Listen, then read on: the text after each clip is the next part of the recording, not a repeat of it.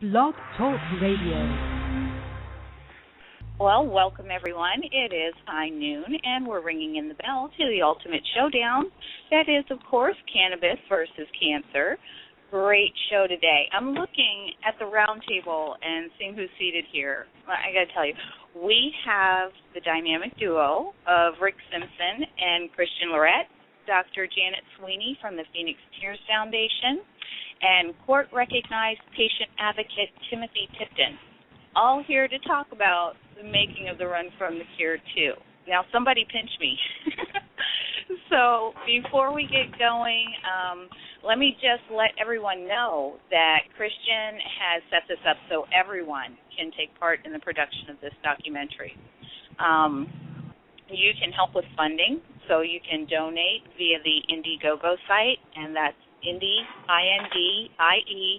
Indiegogo, Indiegogo.com, and just put in Run from the Cure 2. That'll take you straight to the show page. You can share the information that that this documentary is being made. That's going to help bring awareness, and other people will talk about it, talk about the issues at hand, and perhaps someone else wants to get in on funding as well. And I had to do a big shout out to Lindsay McGants, who is putting together a rockin' promo for our incentives. So thanks, Lindsay. That should be out soon. So check the Facebook page, the High Noon Discussion group, and we'll have all those links there and the promos and all that good stuff. So I just want to say the chat is open, and the number to call is 626-414-3424. And welcome, everyone. I'm going to hand the baton to Janet now because I hear she has some great news coming out of Phoenix Tears. Well, yes, we do. We've had a lot of really good news with patients around the world, really. Our friends in England have been having great results with different type of cancers. We've had a breast cancer resolution. We have a gentleman who has brain and lung cancer, and they believe that it's starting to shrink because the guy was on his last legs and not doing very well, and now he's not only eating again but up and walking around and starting to have a life again, and they had sent him home to die. So we just wanted to give a special shout out there and say good job, keep doing it, and we're just happy to hear people are getting fixed. Awesome. Very good. Did you have anything else to add? Well, no, that was all that was pretty much new in the Phoenix Tears world, although we did have two different people, one guy in England and one in Ohio, who were both at a point where they weren't eating anymore, they couldn't drink anymore, and by using suppositories and just trying to get little bits of food in, believe it or not, cheesecake seems to be the winning food group here. If it's a group, I don't know. But we're having people where they're at the very end and turning it around. So, it's just good to know that no matter how bad you think something is, you can always turn around. Oh, that is so wonderful. All right, so Rick and Christian together again with the making of the Run from the Cure 2. This is awesome, guys. Tell us a little bit. Christian, I know that you launched your fundraising platform today, and that's the Indiegogo.com. Just Run from the Cure 2 will take you to where you need to be to donate. But why don't you tell us a little bit, about what you've been doing, your vision for the new documentary, and where you'd like to see this one go. Absolutely, Jen, and thanks for having me on the show. I did put together. Well, thank you. I did put together a fundraising platform for Run from the Cure 2.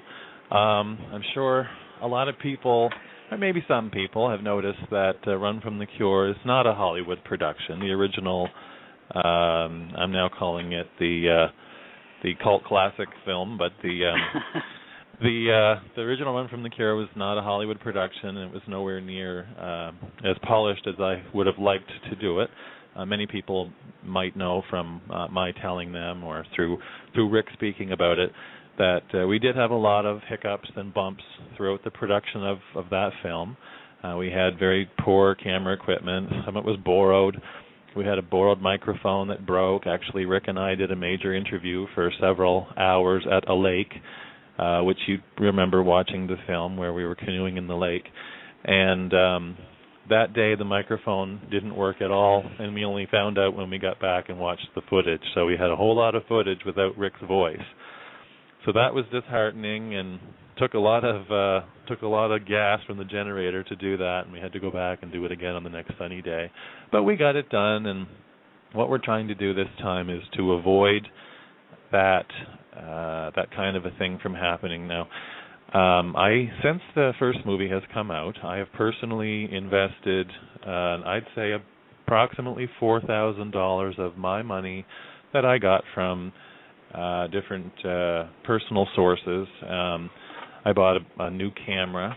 I bought a Steadicam Merlin, which will allow smooth shots to be taken and avoid the rocky, jittery shots that we had in the other movie. And I bought a tripod and some other things that we just did not, like in Run from the Cure, the production of that first movie, we didn't have any of those things to speak of. And actually Rick did put some money toward getting odds and ends that we could use, kind of to patch up the holes in our equipment. And we ended up making it work. But, I mean, I have a nice iMac computer that I'm planning to edit this movie on. So far, I do have footage of Rick. It's looking great, and I can tweak it any which way I like. And the technology has just been, we've upped the ante on the technology that we're going to use to make this movie. And what I'm hoping for, and what the fundraiser is pretty much for, is to get a primary camera for the documentary and use the camera that I currently have as a secondary camera, and a couple of lights just to make sure that we have proper lighting while we're on locations. And what I'm hoping to do is be able to raise enough funds not to pay me for doing the production, because I am not going to be compensated monetarily for my time and effort to do this. This is something I volunteer to do, just like the last movie. And the movie will be available free of charge on the internet. We may set up something where an extremely high quality copy of the movie might be available for a small fee, but for anybody that wants to watch the documentary can watch it for free, no problem at all. We're going to make that available online the day that we release it. I say we loosely. I feel like a team when I'm doing this with everybody that I'm dealing with, all the great people that are involved: Janet Sweeney, Timothy Tipton, Jen, you, and Janet Sweeney, and all the people who have been coming forward to help, Lindsay, all the people who have been coming forward to help us to get this together and pull this together to make this happen this time. So some of the money would be for travel expenses and accommodations, just to be able to make it to the locations to speak to the patients. I'm sure we're all aware that patients are scattered. It's unfortunate. Some are still living in places where cannabis medicine has not been legalized, has not been allowed medicinally or otherwise. So we need to basically pull up our socks and see what we can do to polish this movie just a little bit better than Run from the Cure. And I want to get some new patients on this movie and some actual hardcore science, something that was very lacking in Run from the Cure 1, because the information as far as being available on the internet just wasn't there. So we have the opportunity to talk to some great people, and your donation can help make that happen this time. I do plan to make the movie regardless of how much donation we get, but the intention is to raise enough to be able to pull this off properly with the right vision and with the right frame of mind to get the message out to the people who haven't heard it yet. Now, you're actually, I guess the difference between this one and the last one of the differences is you're going to get to profile both patients in Canada and here in the U.S., correct? And some doctors here in the U.S., right? Correct. Hopefully. Yes, that's a plan. My intention, Run from the Cure 1, which I'll call it, is was local. It was very local to my hometown. Rick Simpson actually had lived about 20 minutes from my home up the highway, and for years I had never heard of who he was, even though he had been doing this and trying to get the word out. And then finally, when I heard of him, I had gone to speak with him. We agreed to talk about making a film, and I met his group of people who were the original members of the Phoenix Tears organization. Pui Hoig, Larry Bjarnason, and Rick Dwyer, a lot of the people who appeared on the first movie, and everybody kind of lives around here within a small radius of each other. So getting people on that movie was kind of easy to do. What I'd like to do is cover a couple more of the higher profile patients who have gone to the trouble and were brave enough to put their own clips up on the internet and speak about their own journey with the cure after they had watched the documentary and learned about Rick's work. So, in order to be able to make it to a couple of medicinal states and just get this documentary moving in a more global, perspective, I'd like to make it to the United States, and I'd like to meet these people. And the doctors that we have lined up, I can tell you that Dr. Bob Melamede has agreed. I can't tell you how ecstatic I am about finding that out. And I can't wait to speak with him about cannabis medicine and find out the real reasons why, like this hardcore science as to why this is working in our body, and not just take it for granted that you eat oil and something magical happens. And Bob's got the real science. I know you've heard him talk here. I got the tough questions for him, and I believe he's got the answers. The movie's also going to feature Janet Sweeney. Take a bow, Janet. All righty. Well, happy to help in any small way. I'd like Janet Sweeney to be in this as well, because of a lot of her work that she's done for Phoenix Tears and a lot of the work that she's been doing for individuals. And I think it's important to both recognize and learn from Janet's work. People who do this day in and day out seem to have very helpful information. So we want to make sure that the people that we can trust are the people we're listening to. Further than that, I believe, can I mention the other doctor, Janet? Oh, definitely. Oh, definitely. Okay. I believe we're going to be talking to a Dr. Brooks Kelly, who is, can you tell me more about? Well, Timothy, you have his background, right?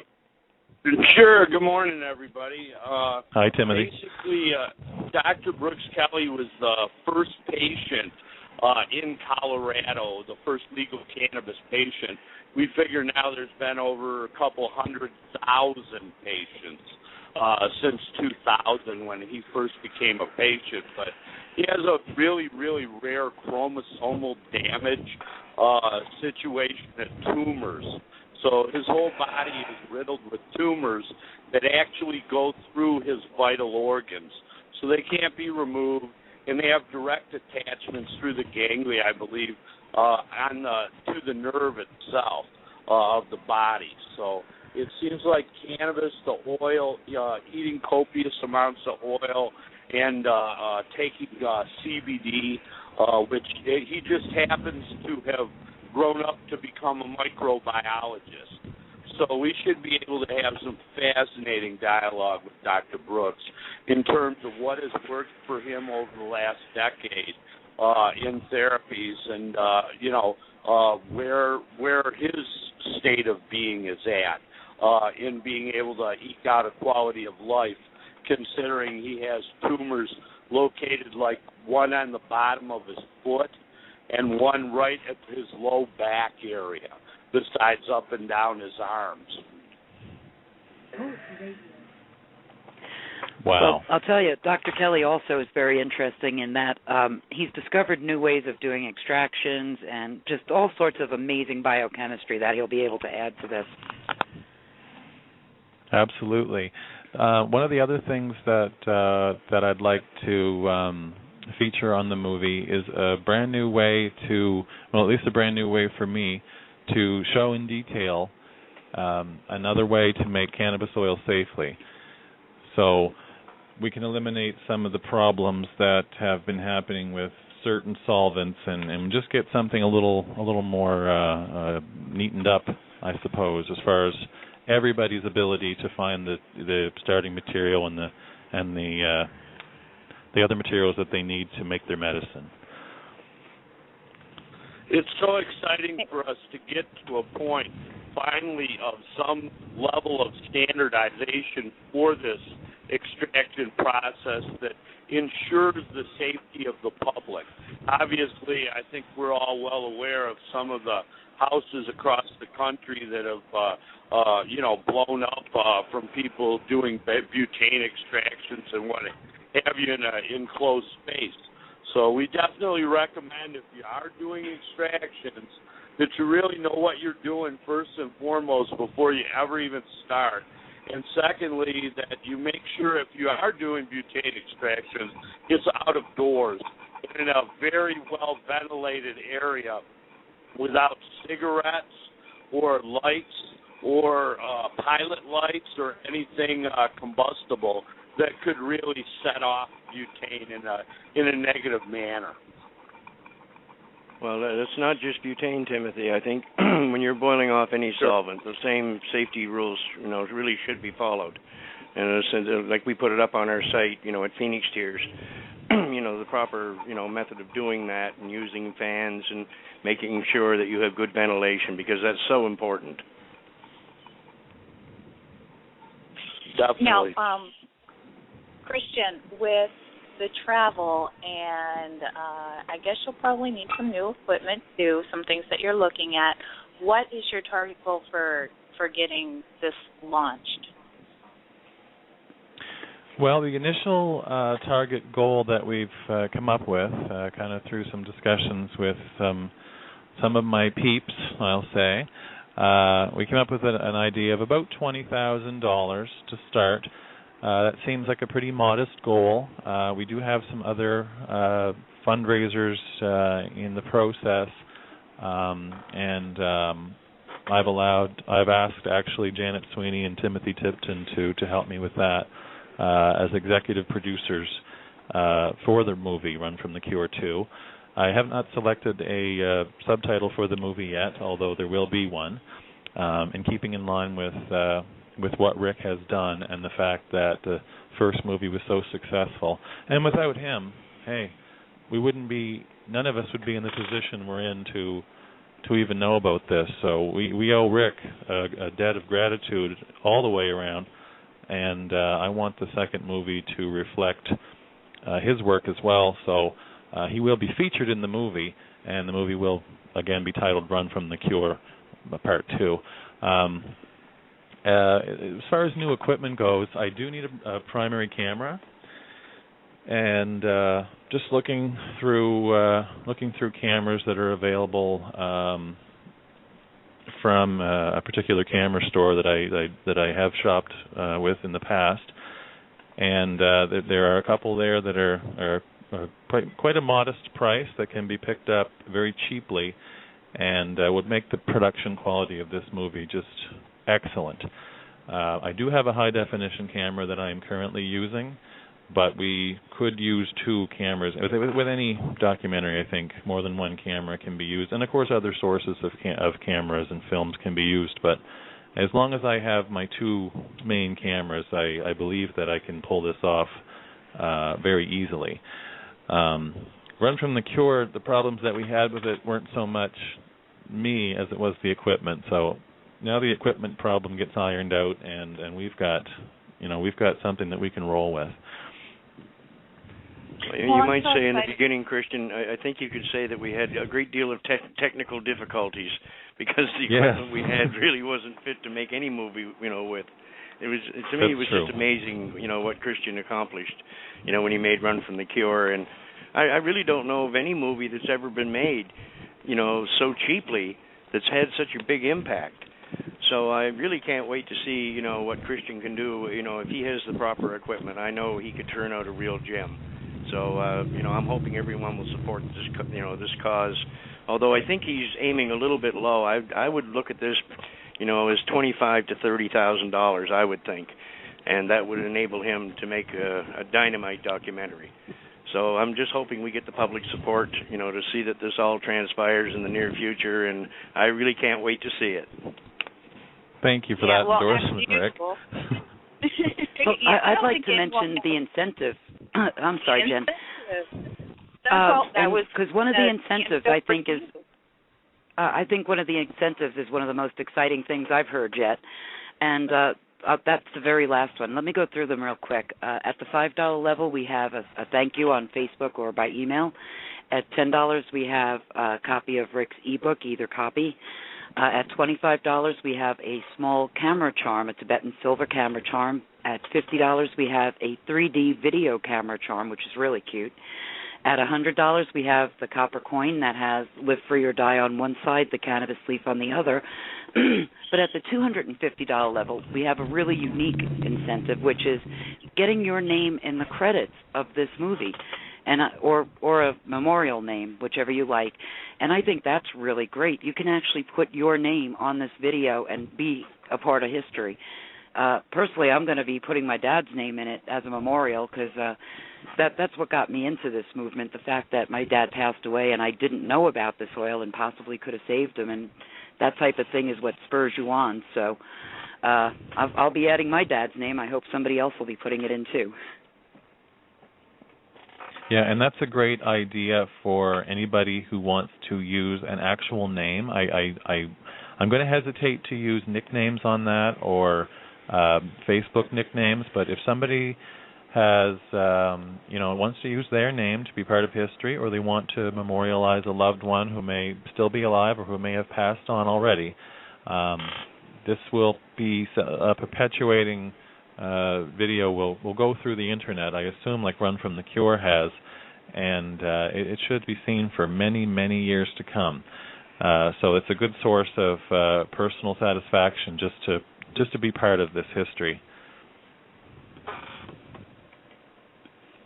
I agree. I think that's interesting. Oh, sorry, go ahead. The level of information provided in the first movie was just so phenomenal. And again, there's been a little bit of time that's occurred since then. So truly, I mean, without a doubt, I think that you're not going to have any problem getting enough very, very interesting information, people interviews, and what have you for this movie, without a doubt. Yeah, I think so too. I think this is going to be a lot easier and probably more fun to be made than the original. Let's go ahead and take some calls. Are you guys up for it? Oh, definitely. Yes. Oh, right. Okay, let's see. We've got someone who called in before the show even started. Let's get them on. Area code 250, you're on the line live at high noon. Area code 250, you're on the line live. Did you have a question or a comment? Okay, probably a listener. We will move on. Area code 810, you're on the line live at high noon. Hi, this is John from the Cannabis Cancer Project. Hey, John. Hi, John. Hi, John. Yeah, there's a couple things I wanted to bring up. One, I was going to want to talk about the CBD with a patient that I'm having, a brain cancer patient, and another one was a truly inspirational story that happened. It keeps me going. We've been doing this for about over 3 years now, and currently we're working with 10 cancer patients today. But on the CBD aspect, one of the patients I've been working with, he's a brain cancer patient. He had radiation prior to starting the oil a few months ago. And last week he was in the hospital. And he's been getting high THC oil from me because the high CBD strains are hard to come by.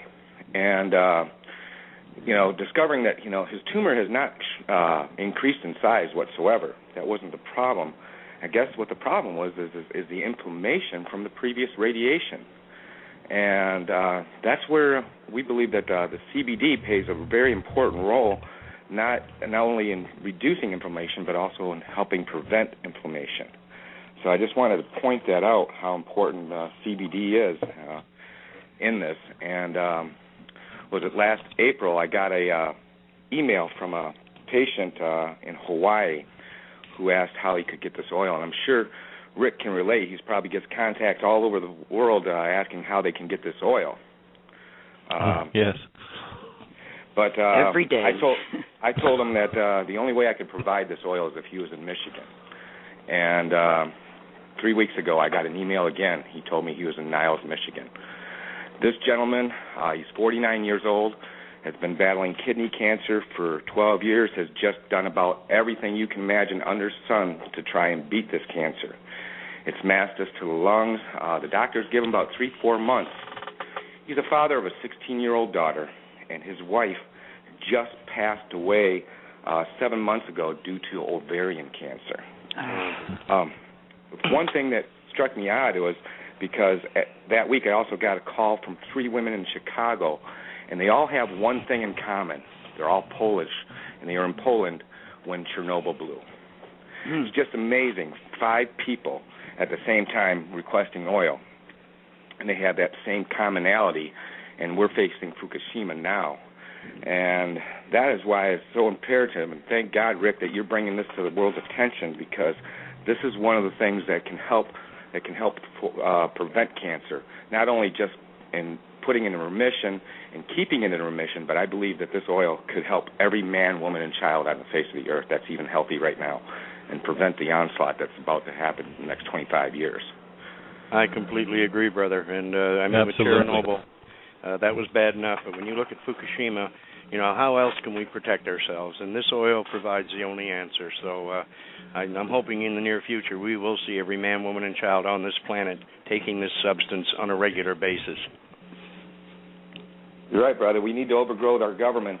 We need to start distributing hemp seed to every activist out there so we can start throwing them in the highways, spread it everywhere. Because, absolutely. Absolutely. I love that idea. Well, thank you so much for your level of activism. Well, this all started, I'm going to tell you, you're going to have to thank the DEA on this one, okay? And I'm going to tell you, because when the DEA raided me for the second time, and while they were robbing me of everything I own, they made a comment to me. They said, why don't you find something constructive to do with your life? So instead of my anger festering inside of me and putting it in a negative way, I decided to help as many cancer patients as possible. And I've witnessed in the last 3 years 15 cases of cancers put in remission with only using cannabis oil. And it does depend on the patient and how committed they are to this, you know, so. But, you know, we do this strictly on donation. We have never charged anybody. We have taken donations, and there's only been a few people that could actually afford what this oil is worth, what it costs to make, and we survive on donations. So if anybody wants to look up the Michigan Cannabis Cancer Project and wants to get involved in Michigan, we appreciate their help. Well, I commend you for what you're doing, brother. It sounds like a great project. And you're right. I mean, a lot of the problem here with the patients is just getting them to do as you ask. You know, people have a strange way of thinking sometimes, and I know I've had, you know, a great deal of trouble with patients that, you know, decided to try to do it their way. And, you know, and some of them actually even succeeded in curing their own cancers, there's no question. But still, I think it could have been cured much more effectively if they had just simply followed the instructions and took it properly. So, you know, you run into problems like that all the time. Yeah, I hear you, Rick. I mean, there's been so many patients that we've worked with, you know, you can lead them to water, but you can't force them to drink. Like the patient from Hawaii, he's already up to 1 gram a day. It took him less than 3 weeks to do it. And he admitted the first 2 weeks were rather rough. This gentleman's never consumed cannabis in his life. And when he took his first dose, only a grain of rice, 40 minutes later, he was not able to drive. But he was committed. And those are the type of patients I really love working with. You know, the ones. And how is he doing now with his dosage? How is he feeling during the day? Okay, well, I just seen him yesterday, so I can answer. He's looking actually good. He's able to drive now after 3 weeks. He drove 3 hours to get here, him and his daughter, and he's got actually high hopes and confidence. You know, after his 3rd week, he's feeling better. Great. Yeah, it does tend to tire you out in the beginning, and that's why Rick recommends to take small doses in the beginning. It also decreases the psychoactive effect, of the cannabis because you're not taking massive doses all at once to start, and it allows you to acclimate to it. I know that when I started taking it, Rick was at my house yesterday, and we were talking. And Rick's solution to me getting my back healed back in 2007 was get the oil into you as much as you can, as fast as you can. And then those of us who have tried it know that sometimes you can only take a little bit to start. Just the tiniest bit that I took fixed my backache immediately. It didn't fix it permanently, that one dose, but the pain, it went away immediately.